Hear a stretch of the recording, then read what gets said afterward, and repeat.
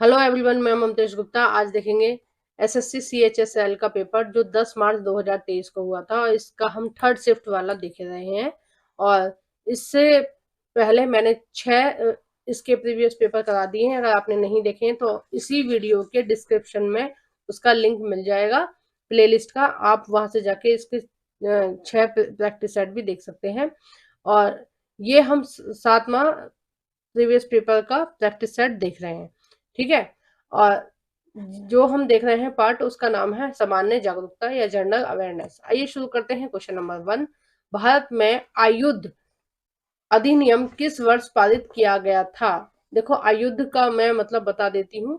जो अवैध हथियार होते हैं उनको हम नहीं रख सकते हैं, ठीक है। इससे संबंधित कानून बनाया गया था, जैसे गोली है, तमंचा है, बंदूक है, किसी भी तरह की अवैध बंदूक है, चाकू है, जो भी मतलब हथियार होते हैं जो किसी दूसरे व्यक्ति को नुकसान पहुंचा सकते हैं, तो हम उस तरह के हथियार नहीं रख सकते।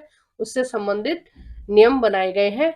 और गोला है, बम है, धमाके हैं, इस तरह का कोई भी हम उनको उत्पादन भी नहीं कर सकते हैं बिना परमिशन के। उसके लिए हमें परमिशन लेनी होती है। तो ये किससे संबंधित है? ए वर्ष 1991, बी है वर्ष 1959, सी है वर्ष 1955, डी है वर्ष 1964। तो इसका जो सही आंसर हो जाएगा वो हो जाएगा आपका वर्ष 1959। नेक्स्ट देखते हैं क्वेश्चन नंबर दूसरा, सिंधु घाटी सभ्यता के दौरान कौन सा शहर अस्तित्व में आया था? ए हड़प्पा, बी सांची, सी मुजरिस और डी है द्वारिका। और इसका सही आंसर हो जाएगा ए हड़प्पा। नेक्स्ट देखते हैं क्वेश्चन नंबर तीसरा, रिवर्स रेपो रेट क्या है के संबंध में निम्नलिखित में से कौन सा कथन सही है? ठीक है, रिवर्स रेपो रेट के संबंध में कौन सा सही है? पहले हम जान लेते हैं कि रेपो रेट क्या होती है, ठीक है। उसके बाद में हम जानेंगे रिवर्स रेपो रेट क्या होती है। देखो, रेपो रेट क्या होती है, जो हमारा आरबीआई बैंक है ना, वो केंद्रीय बैंक है। और जो आरबीआई बैंक है वो क्या करता है, वो सभी बैंकों का संरक्षण करता है।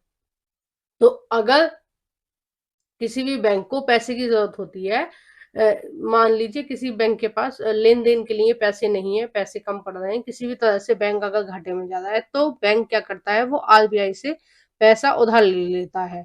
यानी कि भारतीय रिजर्व बैंक से वो क्या ले लेता है, ऋण ले लेता है, पैसे उधार ले लेता है। और उसके बदले में उसको ब्याज चुकानी होती है। तो जो पैसा वो ब्याज के रूप में आरबीआई बैंक को देता है, जिस रेट पर देता है, उसको हम बोलते हैं रेपो रेट, ठीक है। जिस रेट पर वो दी जाता है पैसा ब्याज का, उसको बोलते हैं रेपो रेट। अब देखिए, रिवर्स रेपो रेट किसको बोलते हैं, उसके बारे में हम ऑप्शन में जान लेते हैं। ऑप्शन है ए, जब बैंक अपना अधिशेष धन आरबीआई में जमा करता है तो आरबीआई उस बैंक को कुछ ब्याज देता है। इस ब्याज को रिवर्स रेपो रेट के नाम से जाना जाता है। बिल्कुल सही बात है। और इसका जो सही आंसर है वो ये ही होगा कि जो रिवर्स रेपो रेट है उसका मतलब क्या है कि अगर कोई भी बैंक आरबीआई के पास अपना अधिशेष, यानी कि अगर उसके पास पैसा एक्स्ट्रा हो रहा है, ठीक है, बैंक को जितना पैसा रखना चाहिए उससे उसको एक्स्ट्रा हो रहा है, तो वो क्या करेगा, अपने पैसे को वो आरबीआई के पास जमा कर देगा। तो आरबीआई उस पैसे पर उस बैंक को जो इंटरेस्ट देंगे उसको बोलेंगे हम रिवर्स रेपो रेट। मान लीजिए केनरा बैंक है, अब केनरा बैंक के पास कुछ पैसे एक्सेस हो रहे हैं, ठीक है। मान लीजिए 100 करोड़ रुपए उसके पास एक्स्ट्रा हो रहे हैं, तो वो क्या करेगा, 100 करोड़ रुपए को आरबीआई के पास रख देगा।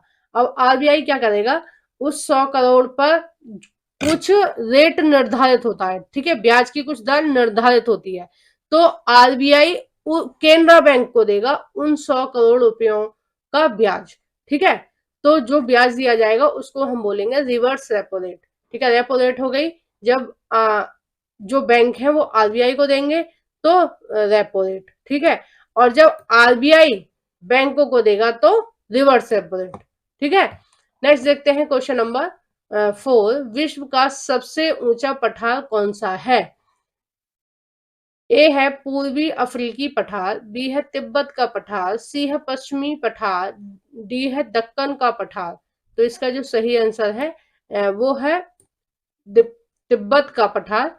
और ये जो पठार है ये तिब्बत में है, और हाल फिलहाल में इस पर जो कब्जा है वो चीन का है, क्योंकि चीन ने एक तरह से कब्जा कर रखा है तिब्बत पर, है ना। तो इसको तिब्बत में इसको पामीर का पठार भी बोलते हैं। ठीक है, नेक्स्ट देखते हैं क्वेश्चन नंबर 5।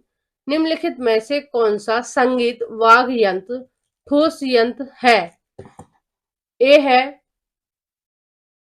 सुशीला बाग, बी है घना बाग, सी है टाटा बाग, डी है अवनद्ध बाग। तो इसका जो सही आंसर हो जाएगा वो हो जाएगा घना बाग। और ये जो घना बाग है ये जो भजन कीर्तन होते हैं ना उसमें बजाया जाता है। ठीक है, नेक्स्ट देखते हैं क्वेश्चन नंबर 6। डेविस कप निम्नलिखित में से किस खेल से संबंधित है?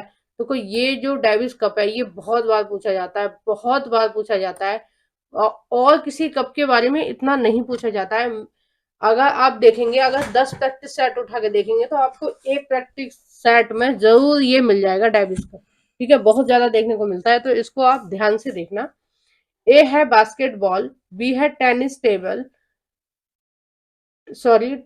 टेनिस, सी है टेनिस, डी है क्रिकेट। तो इसका जो सही आंसर हो जाएगा वो हो जाएगा आपका सी, टेनिस। टेनिस से संबंधित है डेविस कप। नेक्स्ट देखते हैं क्वेश्चन नंबर 7। भारतीय संविधान का कौन सा अनुच्छेद कार्यपालिका के न्यायपालिका से पृथक से संबंधित है? यानी कि कार्यपालिका और न्यायपालिका को पृथक करता है, कौन सा अनुच्छेद? ए है अनुच्छेद 41, बी है अनुच्छेद 50, सी है अनुच्छेद 40, डी है अनुच्छेद 51। तो इसका जो सही आंसर हो जाएगा आपका वो हो जाएगा बी, अनुच्छेद 50। नेक्स्ट देखते हैं क्वेश्चन नंबर 8।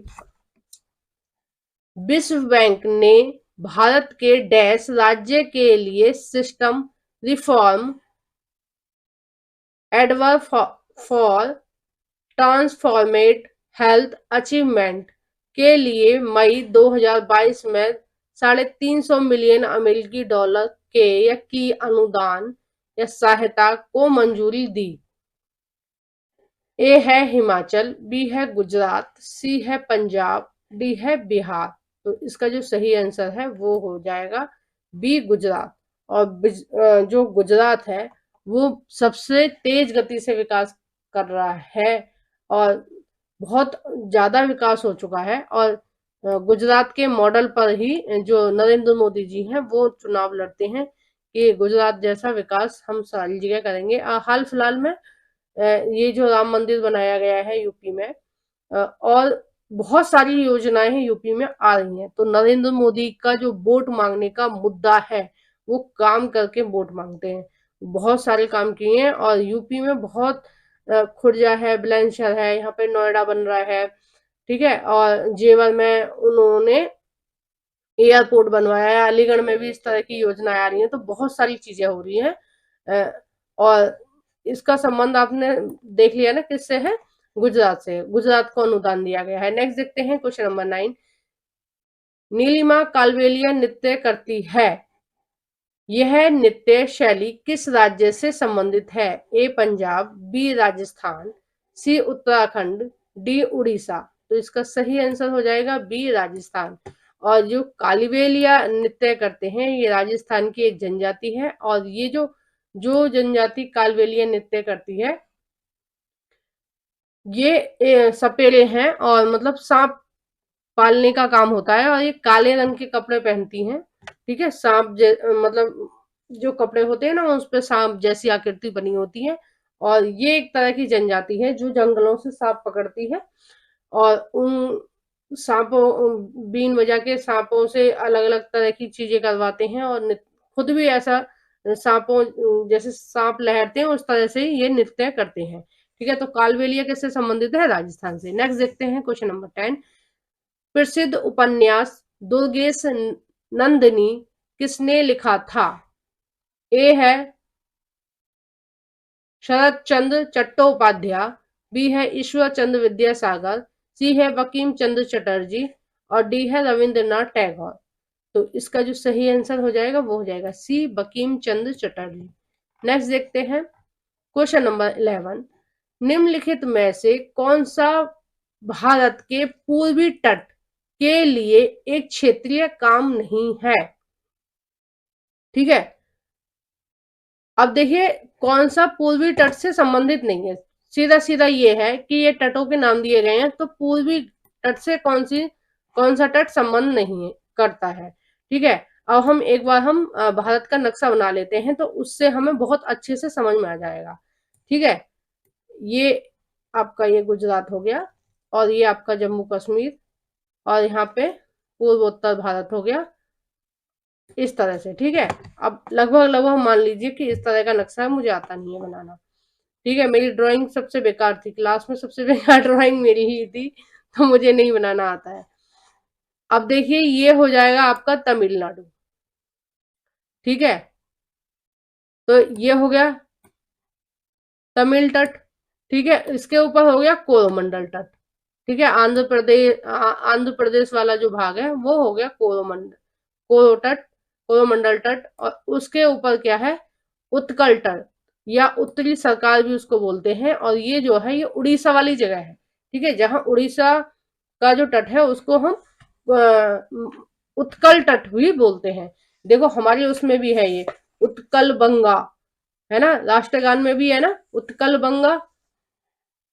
तो ये इसी उत्कल जो बोला गया है वो उत्तरी सरकार को ही बोला गया है, यहाँ मतलब उड़ीसा को ही उत्कल बोला गया है। ठीक है, और बांग्लादेश, बंगाल को बोला गया है। तो अब देखिए पूर्वी घाट के तो मैंने आपको बता दिए कौन कौन से हैं, अब कौन से नहीं है वो आपको बताने हैं। ए है मालाबार तट। देखो ये क्या है? ये केरल तट है। यहाँ पर जो केरल है, केरल का जो तट है उसको बोलते हैं मालाबार तट। तो इसका जो आंसर हो जाएगा वो यही हो जाएगा, ये तीनों तो मैंने आपको बता ही दिए। ठीक है, अब नेक्स्ट देखते हैं क्वेश्चन नंबर 12। प्रधानमंत्री जन आरोग्य योजना भारत सरकार द्वारा वर्ष 2018 में सबसे कमजोर वर्ग को डैश सुविधा प्रदान करने के लिए शुरू की गई महत्वाकांक्षी योजना है। अब देखिए आरोग्य योजना है, मतलब रोगों को खत्म करने वाली, है ना, रोग को सही करने वाली या खत्म करने वाली कोई चीज है। तो वो किससे संबंधित होगी? ए सेवा, बी औद्योगिक, सी कृषि और डी है स्वास्थ्य। तो स्वास्थ्य से ही संबंधित होगी, है ना, स्वास्थ्य सेवाओं से ही संबंधित होगी, क्योंकि आरोग्य है वो। नेक्स्ट देखते हैं क्वेश्चन नंबर 13। निम्नलिखित में से किसने अजीज खुमार एक वाइन डिसलीटर, यानी कि शराब बेचने वाला, ठीक है, खुमार माने शराब बेचने वाला, शराब बेचने वाले को बोला गया है ना। और तो ये जो है शराब बनाने वाला और बेचने वाले को ऊंचे प्रशासनिक पद पर बैठाया गया। यानी कि जो शराब बनाने वाले थे ना वो मतलब छोटे काम करने वाले, या आप ये समझते हैं मतलब राजकाज से उनका कोई मतलब नहीं था। लेकिन इसमें से कौन सा ऐसा शासक था, इन चारों में से कौन सा ऐसा शासक था जिसने शराब बनाने वाले को, शराब बेचने वालों को ऊंचे पद पर बैठाया गया था? ठीक है, अब देखते हैं इसका आंसर। ए है फिरोज शाह तुगलक, बी है अलाउद्दीन खिलजी, सी है जलालुद्दीन खिलजी और डी है मोहम्मद तुगलक। तो इसका जो सही आंसर हो जाएगा वो हो जाएगा फोर्थ। मोहम्मद तुगलक ने बहुत सारी गलतियां करी थी, जिनमें से एक गलती ये भी थी। ठीक है, इसको पागल बादशाह के नाम से भी जाना जाता है। नेक्स्ट देखते हैं क्वेश्चन नंबर 14। सितंबर 2022 में लॉन्च किए गए जल दूत एप्लीकेशन का उपयोग ग्राम रोजगार सहायता द्वारा डैश को मापने के लिए किया जाता है। ए है कृषि उत्पादन, बी है वर्षा, सी है नमी या आर्द्रता, डी है कुएं के जल स्तर। अब देखो किससे संबंधित है, ये ग्रामीण रोजगार योजना से संबंधित है, ठीक है, गांव से संबंधित है। तो और ऐप का क्या नाम है, जल दूत, ठीक है, यानी कि जल से संबंधित है। तो इसका जो सही आंसर हो जाएगा वो हो जाएगा डी, है ना। थोड़ा थोड़ा सा ना, अगर आप तुक्का भी मार रहे हैं तो थोड़ा थोड़ा सा देखिए कि वो पूछ क्या रहा है। कुछ क्वेश्चनों के आंसर तो ऐसे ही पता चल जाता है, ठीक है, नहीं याद होंगे ना तब भी आपको पता चल जाएंगे।